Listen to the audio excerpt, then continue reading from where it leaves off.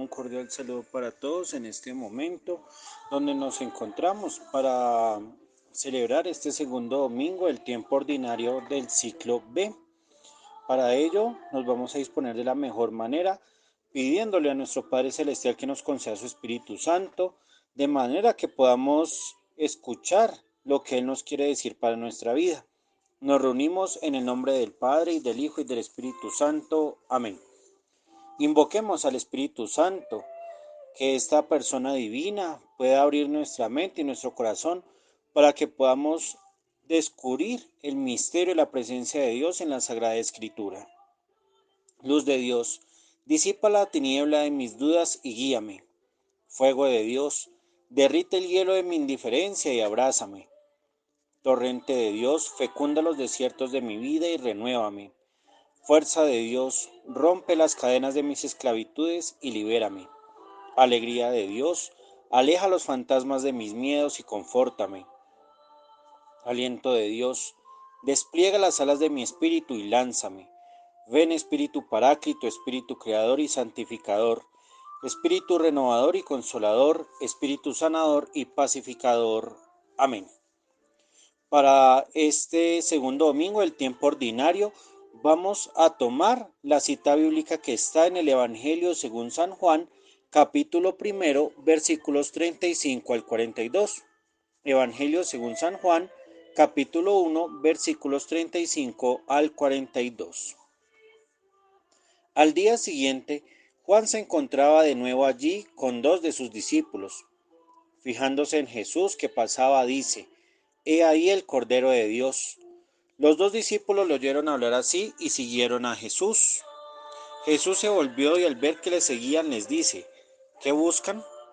Ellos le respondieron: Rabí, que quiere decir maestro, ¿dónde vives? Le respondió: Venid y lo veréis. Fueron pues, vieron dónde vivía y se quedaron con él aquel día. Era más o menos la hora 10:00. Andrés, el hermano de Simón Pedro, era uno de los dos que habían oído a Juan y habían seguido a Jesús. Este se encuentra primeramente con su hermano Simón y le dice: Hemos encontrado al Mesías, que quiere decir Cristo. Y le llevó donde Jesús. Jesús, fijando su mirada en él, le dijo: Tú eres Simón, el hijo de Juan, tú te llamarás Cefas, que quiere decir piedra. Vamos a nuestro segundo paso, que es la meditación. Para ello, como siempre, pues primero hablaremos de un contexto general para ya luego detenernos en los elementos más importantes de esta Sagrada Escritura. En un primer momento recordemos que el Evangelio de Juan quiere responder una sola pregunta: ¿quién es Jesús? Esa es la identidad que busca el evangelista Juan a lo largo de todo su evangelio, y la propuesta que hace Juan para todos sus lectores es que esa respuesta la demos cada uno desde nuestra experiencia de fe. Poco a poco nos vamos a dar cuenta cómo en este evangelio de Juan van apareciendo personajes que van interpelando a Jesús, y a partir de esa experiencia ellos van dando su definición de lo que es Jesús para ellos. La idea es que nosotros a lo largo de este año, cuando hagamos la lectura del Evangelio de Juan y de Marcos, hagamos esa misma pregunta: ¿quién es Jesús para mí? Nosotros acabamos de escuchar en este texto que iniciaba diciendo al día siguiente. ¿Al día siguiente de qué? Recordemos que aquí, después del prólogo, después del himno cristológico que hace Juan, comienza la primera semana de Jesús. Esa primera semana donde Él se manifiesta al mundo, donde Él se da a conocer quién es Él. Pero en ese sentido hay algo más profundo que quiere hacer el evangelista Juan, y es darnos una nueva creación. Jesús en esta primera semana va a recrear la creación que ya estaba puesta por el Padre Celestial. En ese sentido nosotros nos encontramos con el primer día, que es el bautismo. En ese sentido, aunque Juan no narra propiamente la escena del bautismo, sí aparece el testimonio de la luz. Aquel sobre quien baje el Espíritu Santo, ese es. Entonces allí, a partir de allí comenzamos justamente como a establecer ese paralelo que hay con la creación. En el primer día, Dios creó la luz. La primera palabra que dijo Dios en la Biblia es: hágase la luz. En ese sentido, Juan nos muestra quién es la luz, y en este sentido la luz es Jesús. En el día segundo es esta escena que encontramos hoy, y es el hecho del testimonio de Andrés.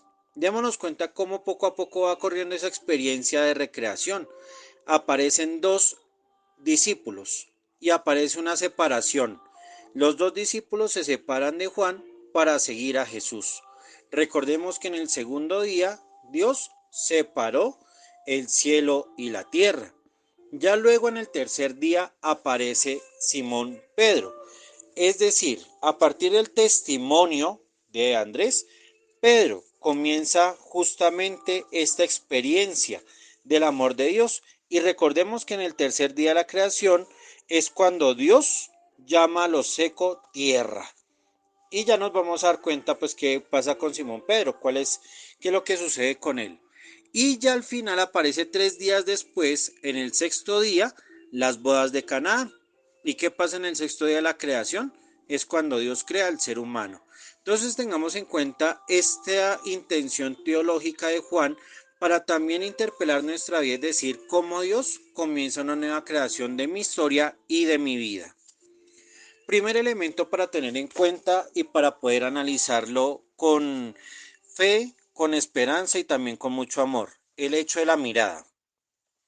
¿Cómo va este evangelio recorriendo esa parte de la mirada? Primero Juan mira detenidamente a Jesús. Luego Juan le dice a los discípulos, miren al Cordero de Dios. Luego Jesús mira que lo están siguiendo. Jesús luego cuando él les pregunta a los discípulos qué buscan, maestro, ¿dónde vives? Entonces Jesús que dice, vengan y miren. Entonces ellos miraron dónde vivía y se quedaron con él. Y ya al final del Evangelio Jesús mira detenidamente a Pedro. ¿Por qué este detalle es tan importante y tan especial? Porque la mirada es lo que refleja la búsqueda del ser humano. Nadie mira lo que no quiere ver. Todos miran lo que buscan ver. Y en ese sentido hay algo muy especial, es cómo Juan se va dando cuenta de Jesús, cómo en esa mirada descubre la presencia del Cordero de Dios, cómo Jesús es capaz de detenerse a mirar a quienes lo siguen en medio de toda la multitud, en medio de todas las personas, o quizás en medio de su soledad. Jesús mira que lo están siguiendo. Jesús invita a los demás a mirar. ¿Y por qué esta insistencia en la mirada? Porque la mirada, como un fenómeno físico, no es solamente el hecho de reconocer formas, colores, figuras, texturas, distancias, la luz o la oscuridad, sino que es el hecho de saber que la mirada tiene un objetivo, tiene una intención en especial. Y en ese sentido la mirada refleja lo que busca nuestra alma. Por eso, qué bonito es que nosotros podamos hacer lectura del libro del Deuteronomio en el capítulo cuarto, versículo 29, porque este texto nos recuerda algo muy especial, que después de nuestra experiencia de pecado, después de haber vivido en oscuridad, después de haber sido infieles, después de haber cometido tantos errores, jamás Dios va a apartar su amor de nosotros. ¿Qué nos dice este texto tan especial? Desde allí, es decir, desde esa oscuridad, desde esa experiencia de pecado, desde esa distancia, buscarás a Yahvé tu Dios y lo encontrarás si lo buscas con todo tu corazón y con toda tu alma. Cuando estés angustiado y te alcancen todas estas palabras al fin de los tiempos, te volverás a Yahvé tu Dios y escucharás su voz, porque Yahvé tu Dios es un Dios misericordioso.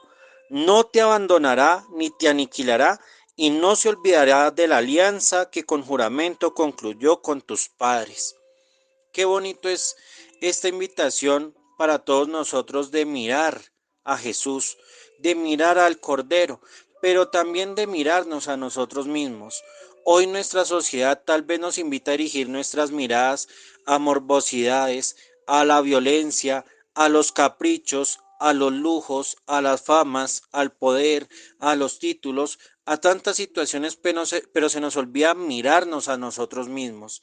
A veces se nos olvida detenernos un momento y mirarnos en el espejo y mirar si en mí está la presencia de Dios, mirar quizás a nuestros seres queridos, mirar tantas situaciones que están pasando y en las cuales Dios nos está recordando esa búsqueda que nace en nuestro corazón.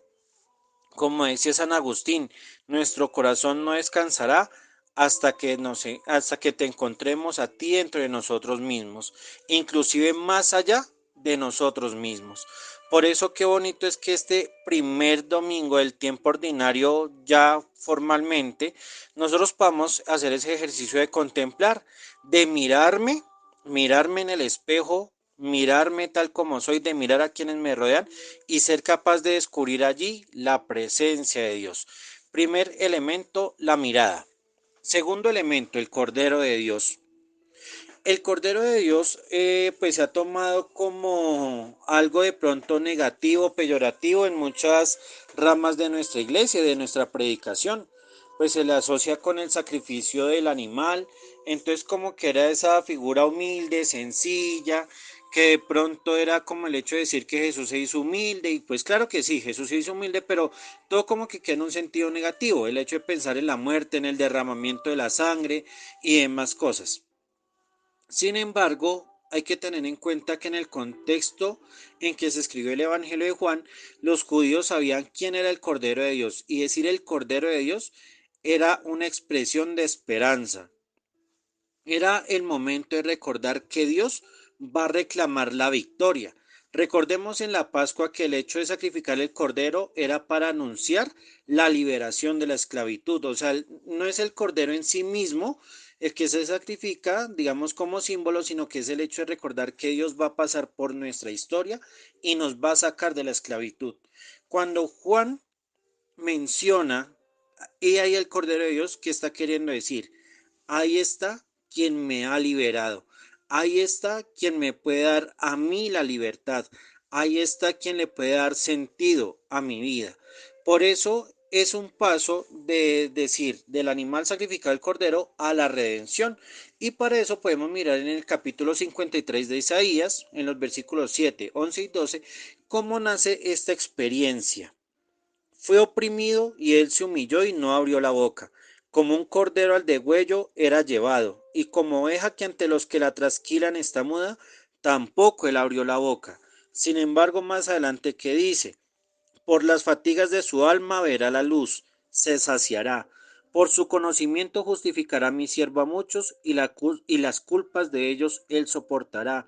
Por eso le daré su parte entre los grandes, y con poderoso repartirá despojos, ya que indefenso se entregó a la muerte, y con los rebeldes fue contado. Cuando él llevó el pecado de muchos, intercedió por los rebeldes. Entonces, qué bonito es saber que cuando Juan muestra al Cordero, él está mostrando su experiencia con Jesús. ¿Y él cómo lo hace? Cuando ve a Jesús caminar. En ese sentido, la palabra que aparece allí es peripatético. Recordemos que en la filosofía el método peripatético era utilizado por Aristóteles para enseñar a través del camino. Entonces él se ponía a caminar con sus discípulos y les iba enseñando. Esto aquí va más allá de la filosofía y es el hecho de pensar que cuando yo veo los pasos de Jesús, cuando yo veo a Jesús caminar, me puedo dar cuenta que es Él quien le da sentido a mi vida. Por eso qué bonito es saber si hoy realmente soy consciente del paso que hace Dios a través de mi historia personal, a través de mi trabajo, a través de mi estudio, a través de mi hogar, a través de mi familia o quizás en mi propia soledad. Qué bonito es saber que Dios va caminando conmigo y que Él se deja encontrar como esa expresión de esperanza, que Él es el único que le puede dar sentido a mi vida. Siguiente elemento, tercer elemento, la morada. ¿Qué buscan? Es la pregunta de Jesús. Esa es la pregunta que hoy Él también nos haga a nosotros. ¿Qué buscas tú? ¿Por qué te preocupas tú? ¿Qué persigues en tu vida? ¿Qué quieres?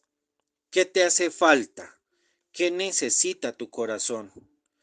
Entonces, aquí es una confrontación para nuestra conciencia. ¿De verdad yo qué busco? Cuando me levanto, ¿por qué me levanto? ¿Qué quiero hacer en este día en que yo me estoy levantando? ¿Qué busco con mi trabajo? ¿Qué busco con mi hogar? ¿Qué busco con mi experiencia de pronto de una relación afectiva?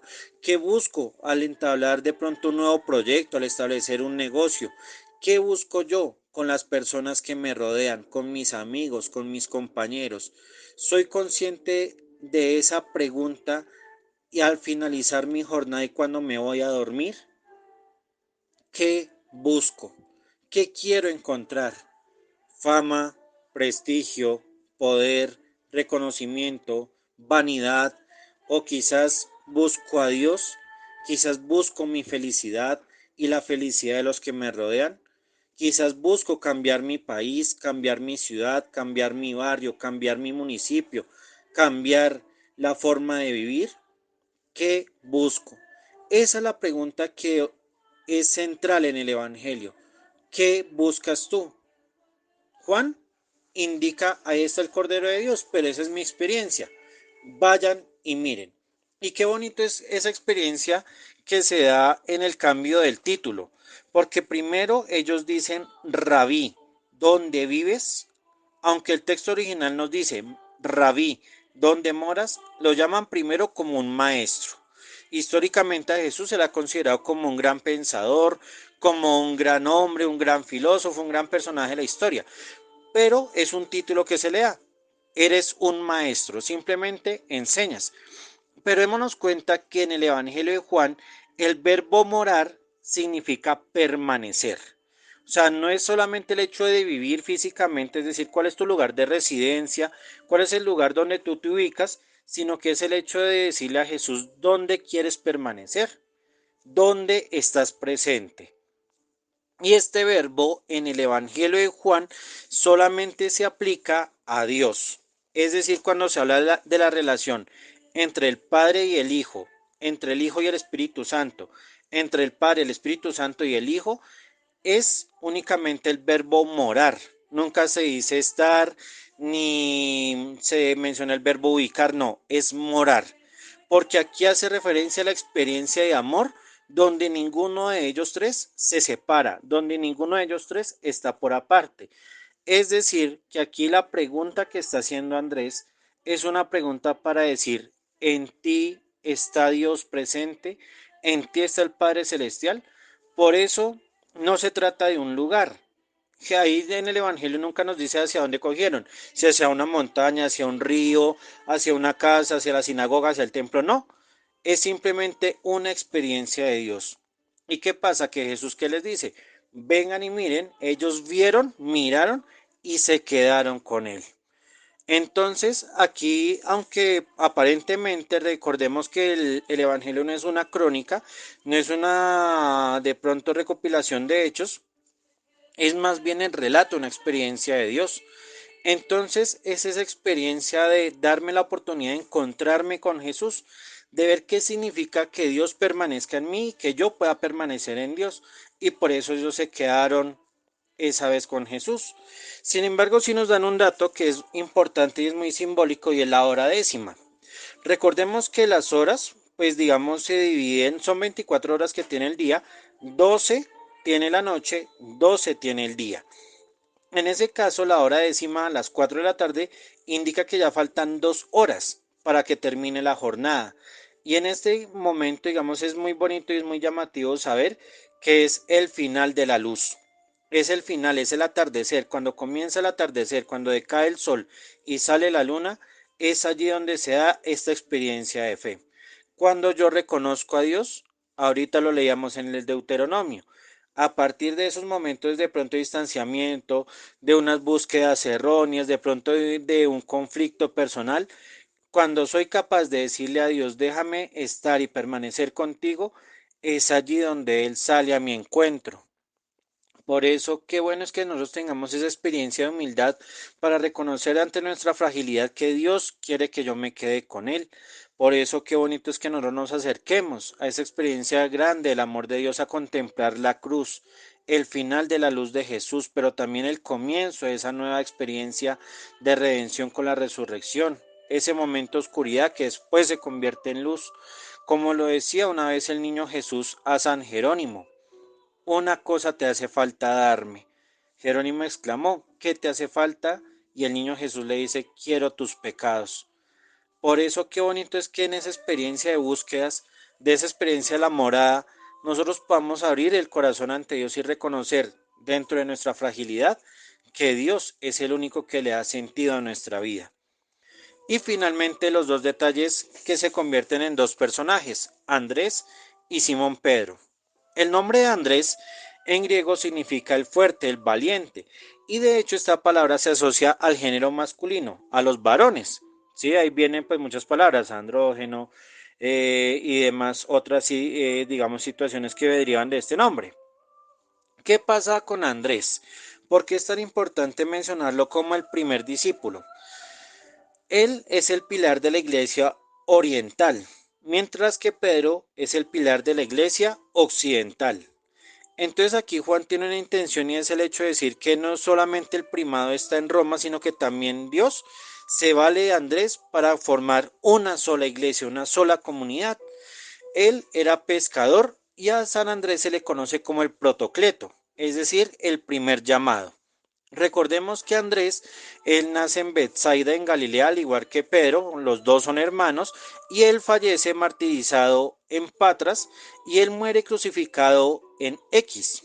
Él nunca pidió ser crucificado como su maestro, es decir, con la cruz normal, digamos de la cabeza arriba a los pies abajo. No pidió morir como su hermano Pedro, que fue al revés, cabeza abajo, pies arriba, sino que él quiere morir crucificado en X como una forma de distinción de decir yo no soy digno de compartir la muerte ni de mi maestro ni de mi hermano.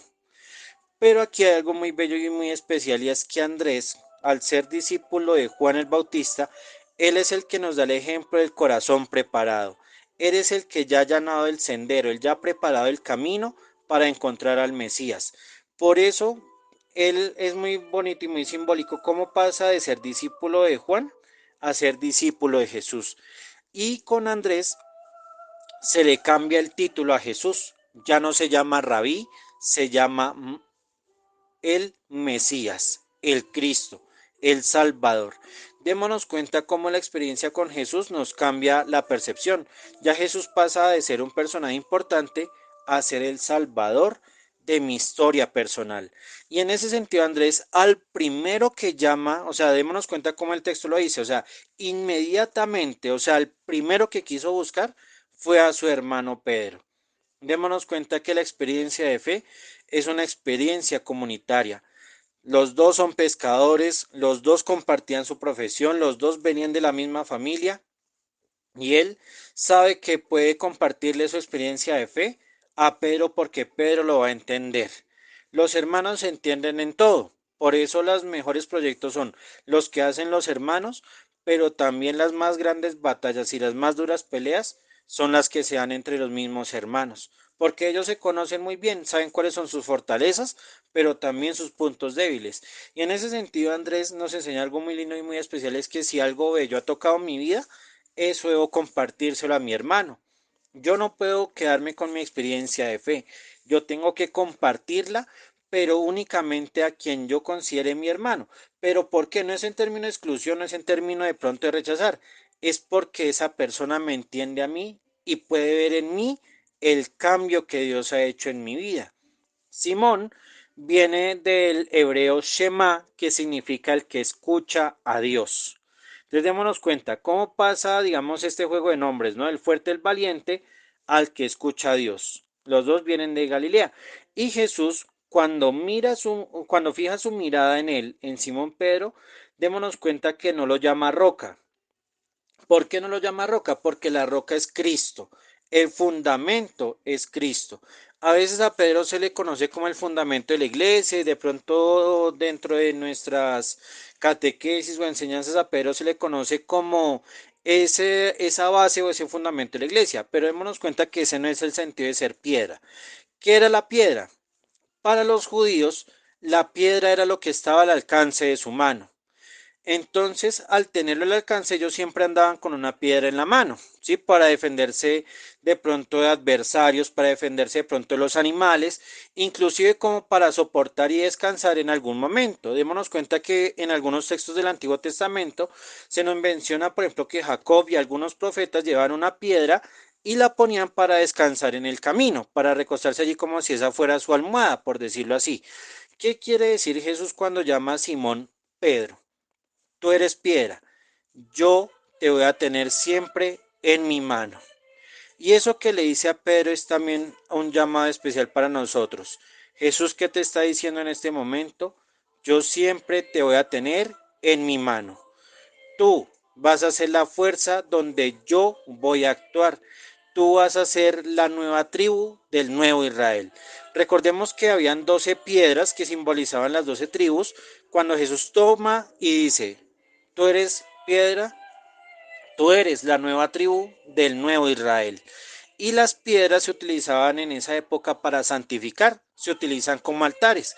Y por eso muchos templos hoy se hacen a partir de piedra, porque a través de la piedra Dios consagra y Dios santifica a su pueblo. ¿Qué está queriendo decirle Jesús a Simón al decirle piedra? Dios va a santificar a través de ti. Entonces démonos cuenta cómo Juan en este evangelio nos muestra una realidad muy bella. A través del llamado a Andrés, llama a Pedro para santificar a su iglesia. Por eso que este santo evangelio nos puede iluminar toda nuestra vida para que este camino que nosotros estamos llevando hacia la presencia de Dios nos pueda conducir hacia una buena experiencia de fe, de amor y de contemplación de Dios. Seguimos con nuestro tercer paso, que es la oración. Por eso recordemos que a estas palabras también podemos agregar aquellas que salen de nuestro corazón. Dios Padre misericordioso, gracias por invitarnos a contemplar tu bella faz, tu mano dulce y suave, tu corazón radiante de amor y bondad. Gracias por esta nueva oportunidad brindada a contemplarte triunfante, liberador de nuestras oscuridades, bálsamo en nuestras luchas. Te pedimos nos concedas la gracia de nunca apartar nuestra vista de tu ser, que seamos dóciles como Andrés para morar contigo en nuestra jornada y descubrirte como nuestro Salvador. Dios Santo, permítenos en tu clemencia escucharte como Simón y permanecer en tus manos como Pedro. Que nuestro corazón sea tu altar, que nuestro cuerpo sea la causa de santificación y consagración de quienes nos rodean.